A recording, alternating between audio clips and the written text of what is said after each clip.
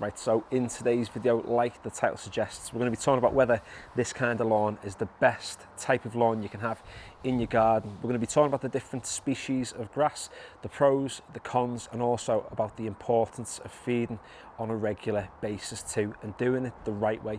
So if you're a novice to this hobby or you're new to it all, then stick around and hopefully you're going to find this video pretty useful. So there are three main grass types you're going to find in the UK. You've got ryegrass, you've got bent grass, and you've also got fescue. And this lawn behind me now was originally a ryegrass lawn. That's what I seeded that as a few years back when I first got into the hobby. And like everyone, the first thing you do is go on YouTube and you Google sort of like how to get the perfect lawn, how to get the nicest lawn, and you see the videos with the amazing lawn stripes and you just think, that's the type of grass that I want in my garden. So hence why I ended up opting for, look at that, that's, you know, trying to have the perfect lawn over here. So that's why I ended up opting to go with ryegrass in the beginning.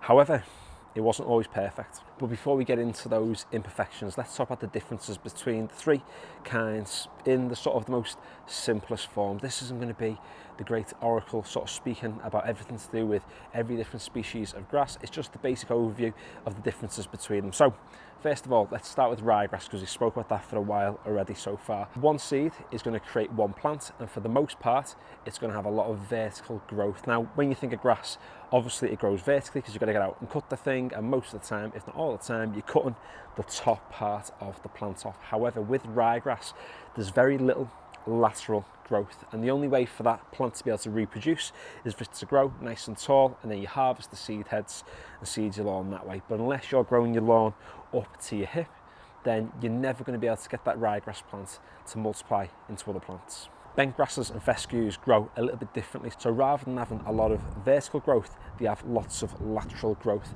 And what's quite good about that is that when those plants start to grow and start to develop, they actually fill in the spaces naturally over time. Another advantage to having a bent grass lawn and a fescue lawn as well is that they have rhizomes and stolons. Now, in the most simple way of explaining it, fescue produce rhizomes, and what that effectively is, it's like a little stem that goes underneath the ground, it pops up somewhere else and then sprouts roots, and basically it's the plant reproducing itself and multiplying itself across the lawn. Bent grass is almost exactly the same thing, except it does it with stolons, but rather than going underneath the ground, they go over the top of the ground and then put roots down, a new plant pops up and the plants start to multiply. And there's also a slight colour difference as well. So ryegrass is a darker shade of green, with bent fescue lawns being a slightly lighter shade. But really, unless you have them side by side, you're not really going to be able to tell how much of a difference it actually makes. So why then, if ryegrass is a nice dark shade of green, did I get rid of it from my garden? Now, it all comes down to this whole idea of one seed becoming one plant. My ryegrass lawn throughout the spring, sort of back end of spring and through to the summer and even into the autumn, looked amazing. It was a nice dark shade of green, I'd get lovely stripes on the lawn. But the only issue is that when we got to winter, the plants started to thin out, it started to die back. And once one of those plants died, there was no way that the other plants could multiply and fill in the space.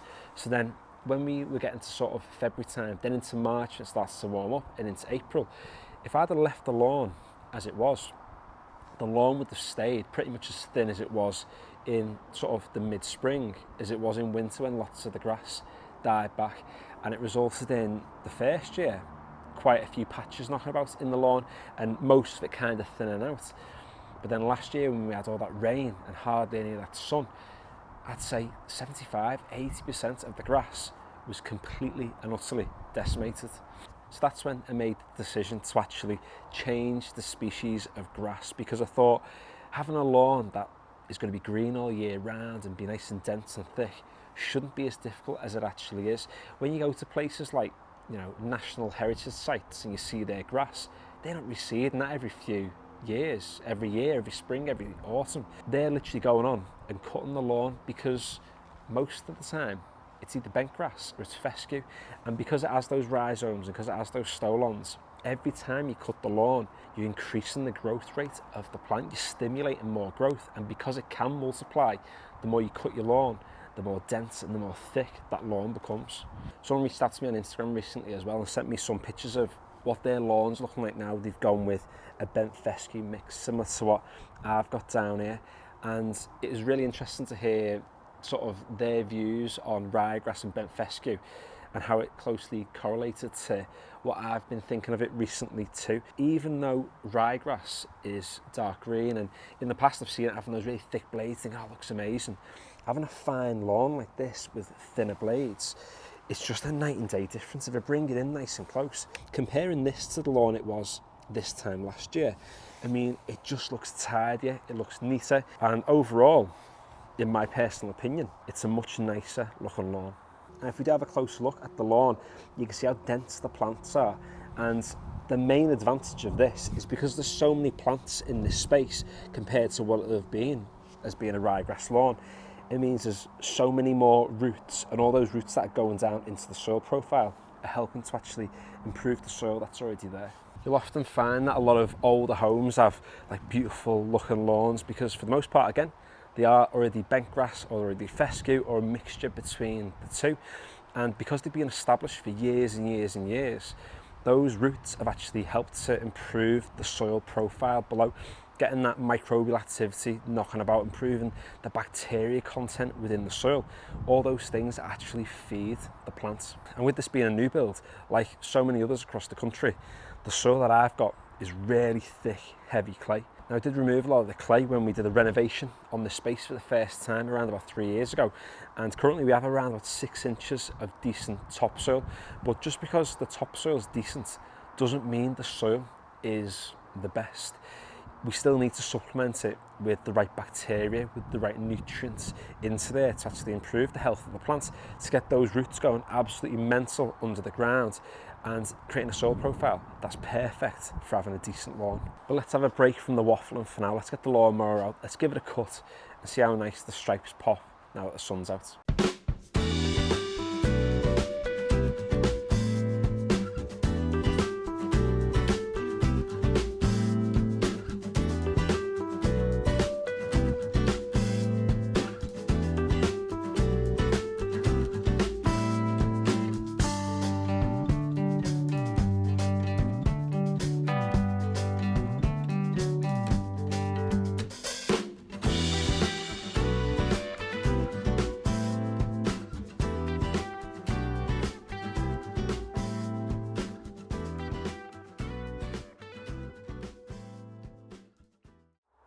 And the only thing I've actually used to feed the lawn in the back garden this year is True Grass. Now, despite what some people may think, this video isn't sponsored by True Grass, it isn't sponsored by the Lawn Association. However, the advice they give on the Lawn Association YouTube channel is honestly second to none.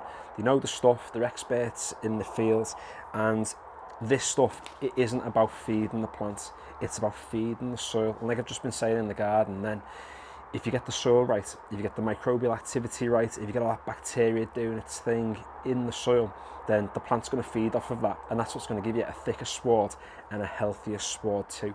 Anyone can put iron in, you know, a lawn care product, and if you chuck it onto the lawn, the iron's going to make it turn a little bit of a darker shade of green, and instantly you think, boom, happy days. However, it doesn't necessarily improve the health of the plant. All you're doing is turn a different shade of green, but when it comes to the winter, you're going to have those times where the lawn is going to struggle because you've not got the soil right. You've improved the actual grass blades for a really short period of time, but it is all about the soils. So I'm going to get this down onto the lawn. You can put it on from anywhere from 25 to 50 grams per square metre. I'm going to go with the 50 grams today. So that's all we're going to need on the lawn for today, and I've got the speed and the whole size set at 4 and 4 on this spreader too.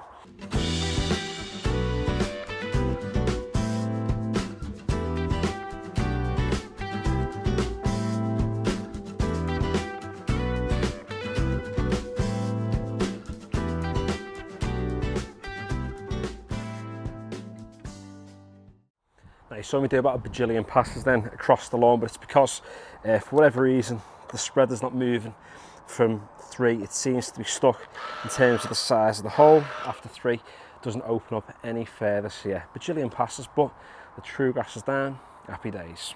So if we come back to the title of today's video, do I think this is the perfect kind of lawn? Not the perfect lawn, but the perfect sort of species and type that you should have in your garden? Well, I guess only time will tell. At the time of recording, it is August, and in August, any lawn looks good. You put a bit of food down on a lawn and it can always look decent, but the proof will be in the pudding when we get to January, February and March this year, and we'll see how this lawn has kind of fared over the winter. So if you are interested, follow along with the progress of this lawn and seeing what it is going to be looking like in the next few months, whether you're just curious or whether you're thinking of actually going with bent fescue yourself, then stick around. Feel free to subscribe. As always, the Instagram is in the description below. Give it a like if you enjoyed it. And finally, thanks for watching.